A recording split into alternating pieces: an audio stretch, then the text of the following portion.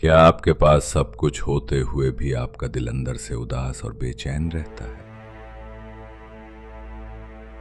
क्या आप दुनिया भर की खुशियां पाकर भी हकीकी सुकून के लिए तरसते हैं? तो रुकें। अल्लामा इकबाल ने इंसान की इस अबदी बेचैनी का वो खुफिया राज बताया है जो आपके दिल को सुकून की दौलत से भर देगा।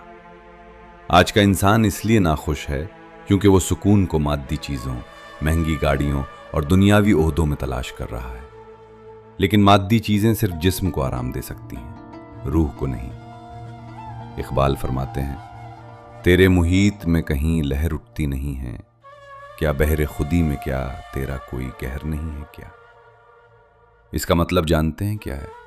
आप बाहर की दुनिया में जितना मर्जी भाग लें, जब तक आपके अंदर का समंदर पुरसुकून नहीं होगा, आप कभी खुश नहीं हो सकते।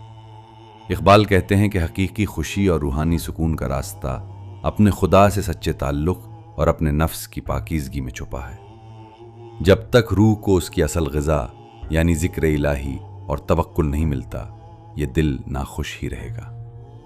दुनिया की आर्जी चीज़ों से दिल लगाना छोड़ें और अपनी रूह का रिश्ता उसके खालिक से जोड़ें।